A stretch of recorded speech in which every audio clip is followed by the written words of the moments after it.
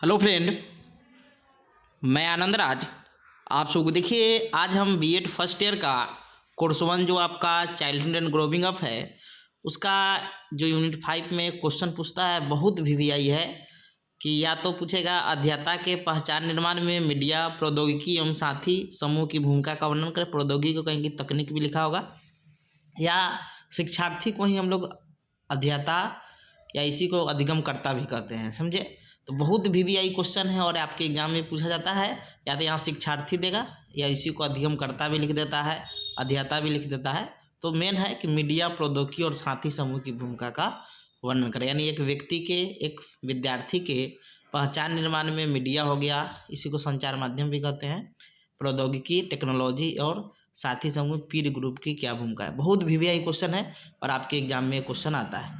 देखिए, अभी BEd first year का ऑनलाइन क्लास भी चल रहा है, जो लोग करना चाहते हैं वो भी ज्वाइन कर सकते हैं। या नोट्स भी लेना होगा तो आपका कोर्स 1 से लेकर मेथड तक, समझे, 7 पेपर का और ईपीसी 1 2 3 सबका नोट्स मिल जाएगा बहुत कम फी में, समझे। इस नंबर पर व्हाट्सएप करके ले सकते हैं 9576002401 पर, समझे। 9576002401 पर व्हाट्सएप करके आप नोट्स या क्लास के बारे में जानकारी ले सकते हैं, जो भी लोग करना चाहते हैं, जो लोग। तो चलिए हम लोग स्टार्ट करते हैं। बहुत इंपॉर्टेंट क्वेश्चन है, लिखा है B Ed first year notes childhood and growing up. Question है आपका कि शिक्षार्थी के पहचान निर्माण में मीडिया प्रौद्योगिकी एवं साथी समूह की भूमिका का वर्णन करें, यानी point out the important of media technology and peer group in the development of learner identity. तो चलिए हम लोग स्टार्ट करते हैं। लिखा हुआ है, प्रस्तावना से हम लोग स्टार्ट करते हैं। लिखा हुआ है, हम जानते हैं कि वर्तमान समय की शिक्षा प्रणाली बाल केंद्रित शिक्षा प्रणाली है, यानी वर्तमान समय में जो शिक्षा प्रणाली चल रहा है वह कैसा शिक्षा प्रणाली है, तो बाल केंद्रित शिक्षा प्रणाली है। ऐसे में छात्रों का व्यक्तिगत पहचान अत्यंत आवश्यक है, यानी बहुत जरूरी है। जब तक आप पहचान नहीं कीजिएगा तो आप बच्चा को अच्छा से शिक्षा नहीं दे सकते, क्योंकि कौन बच्चा की क्या ज़रूरत है। जैसे कोई मान लीजिए कोई दृष्टिबाधित बच्चा है, कोई विशिष्ट आवश्यकता वाले बच्चा है, तो उसको उसी के अकॉर्डिंग हमको शिक्षा देना पड़ता है, इसीलिए उसका पहचान करना बहुत ज़रूरी है, समझे।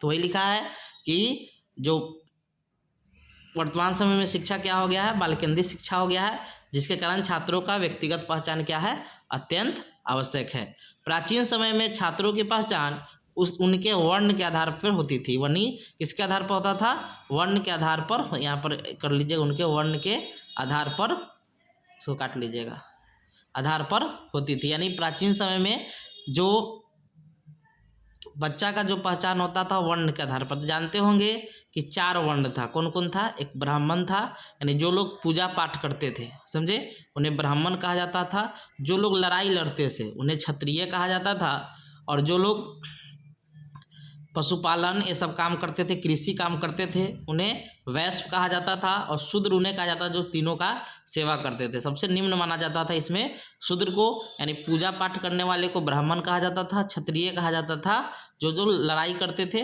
और जो लोग वैश्य थे वो पशुपालन कृषि ये सब काम करते थे, और शूद्र जो थे ये तीनों का सेवा, यानी सबसे निम्न था, उसे शूद्र कहते थे। तो पहले इसी के आधार पर क्या होता था कि बालक का पहचान होता था, समझ गए।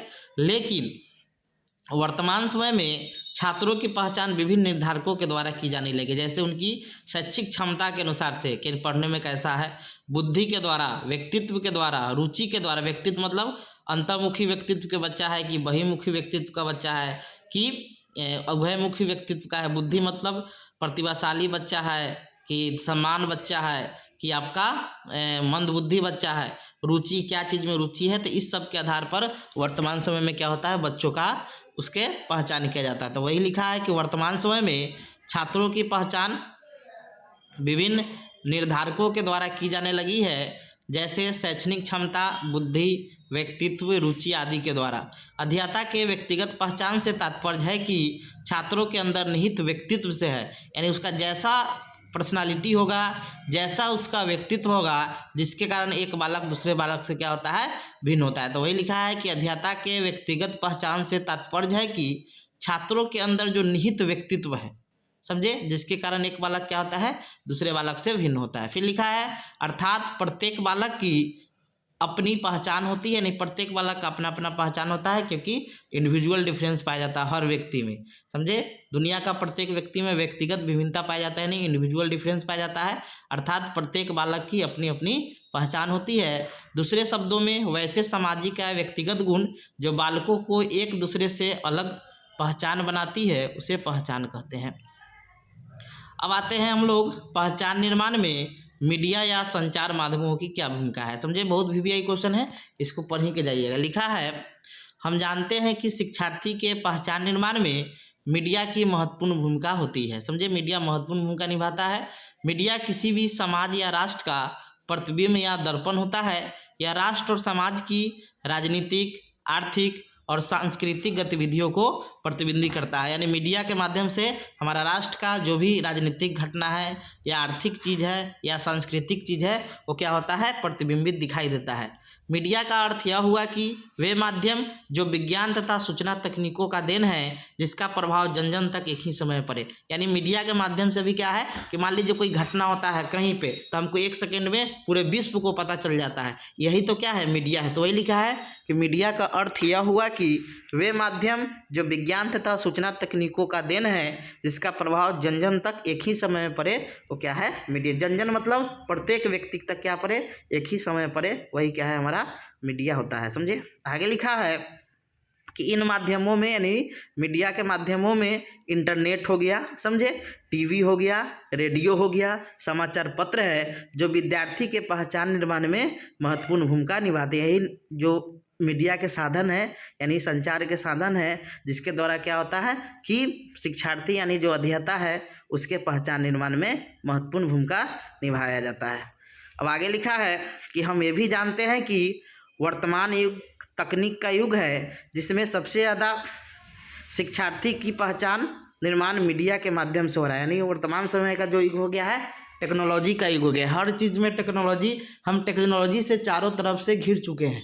समझ गए, तो वही लिखा है कि हम ये भी जानते हैं कि वर्तमान युग तकनीक का युग है, जिसमें सबसे ज़्यादा शिक्षार्थी की पहचान निर्माण मीडिया के माध्यम से हो रहा है।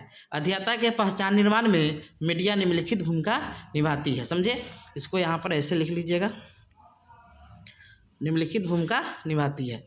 पहला नंबर पॉइंट है कि जब शिक्षार्थी में मीडिया के माध्यम से राष्ट्रीय एकीकरण का विकास होता है तो उसकी राष्ट्रीय स्तर पर एक अलग पहचान बनती है। यानी कह रहा है कि जब शिक्षार्थी में मीडिया के माध्यम से क्या होता है कि राष्ट्रीय एकीकरण का विकास होता है, समझे, तो उसकी राष्ट्रीय स्तर पर एक अलग पहचान बनती है। दूसरा है कि दूसरा पॉइंट है कि मीडिया लोगों के मूल्यों को प्रभावित करता है। देखिए, टीवी वगैरह पर जो भी चलता है, समझे, वो डायरेक्ट क्या करता है, लोगों को प्रभावित करता है। तो वही लिखा है कि मीडिया लोगों के मूल्यों को प्रभावित करता है, जिससे वायु, जल तथा ध्वनि प्रदूषण की हानियों के बारे में बताकर उनके प्रति जागरूकता उत्पन्न करते हैं, जिससे हमारा एक अलग पहचान मीडिया में बनता है। फिर तीसरा है कि मीडिया के माध्यम से राष्ट्रीय विकास की योजनाओं और उपलब्धि दिखाकर हम अपनी एक अलग पहचान बनाते हैं। फिर अगला पॉइंट है कि सामाजिक कुरीतियों के बारे में इंटरनेट पर जानकारी देकर हम अपना एक अलग पहचान बना सकते हैं। पांचवा पॉइंट है कि मीडिया के माध्यम से हम राष्ट्र के प्रति भक्ति और एकता की भावना को उत्पन्न कर सकते हैं, जिससे हमारा एक अलग पहचान बनता है। छठा पॉइंट है कि मीडिया के द्वारा हम भूकंप, बाढ़ या अन्य प्राकृतिक एवं मानव निर्मित आपदाओं के समय जन सहयोग उपलब्ध कर अपना एक पहचान स्थापित कर सकते हैं। तो ये सब जो पॉइंट था, ये सब पहचान निर्माण में मीडिया के रूप में भूमिका निभाता है, अध्येता के पहचान निर्माण में। अब आते हैं पहचान निर्माण में प्रौद्योगिकी दे या तकनीक दे, इंग्लिश में इसी को टेक्नोलॉजी बोलते हैं। तो लिखा है कि तकनीक अंग्रेजी भाषा के टेक्नोलॉजी शब्द का हिंदी रूपांतरण है। तकनीक शब्द वर्तमान समय में शिक्षार्थी के पहचान निर्माण में महत्वपूर्ण भूमिका निभा रही है।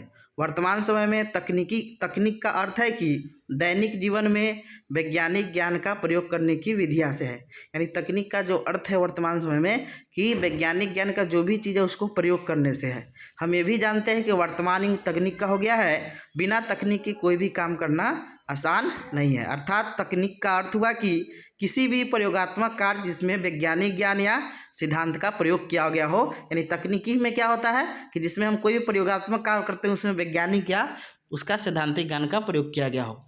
शिक्षार्थी के पहचान निर्माण में तकनीक निम्नलिखित भूमिका निभाती है।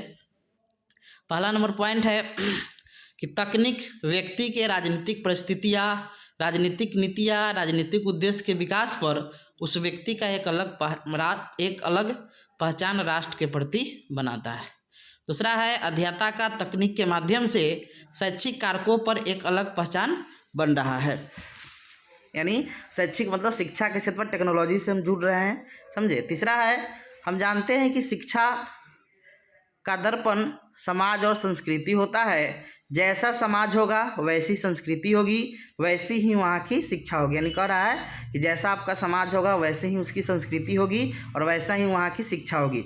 जिससे समाज में तकनीक के प्रति जागरूकता है तो उस समाज का शिक्षार्थी का समाज के शिक्षार्थी का एक अलग ही पहचान बनता है।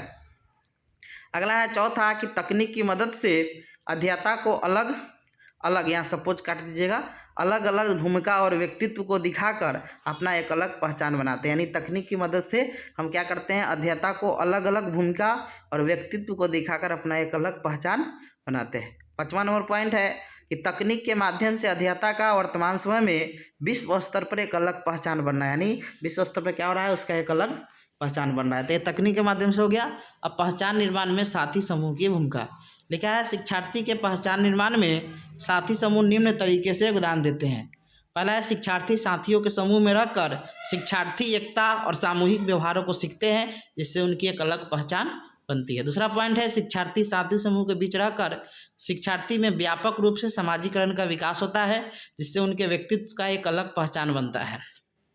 तीसरा है साथियों के समूह में रहने से शिक्षार्थियों को समूह के मापदंडों का पालन करना सिखाया जाता है, जिससे उनका एक अलग पहचान बनता है।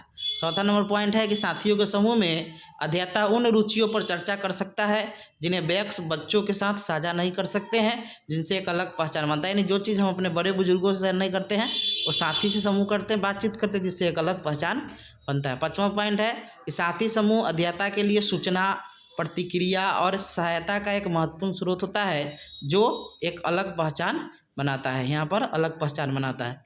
तो ये आपका खत्म हो गया, समझे। बहुत VVI क्वेश्चन है, इसको पढ़ लीजिएगा। निष्कर्ष में लिखा है कि उपरोक्त विवरण से यह स्पष्ट होता है कि वर्तमान समय में अध्येता का पहचान निर्माण होना बहुत जरूरी है। बिना पहचान निर्माण के अध्येता का सर्वांगीण विकास की कल्पना नहीं की जा सकती है। हम ये भी जानते हैं कि वर्तमान समय में बाल केंद्रीय शिक्षा प्रणाली होने से अध्येता के बहुत सारे निर्धारक के द्वारा उनका पहचान निर्माण कर उनके व्यक्तित्व का सर्वांगीण विकास हो रहा है। समझ गए। तो ये आपका क्या हो गया, खत्म हो गया, समझे।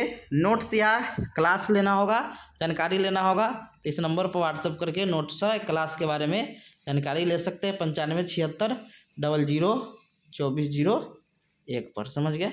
इस नंबर पर व्हाट्सएप करें, क्लास या नोट्स के बारे में जानकारी ले सकते हैं। Thank you.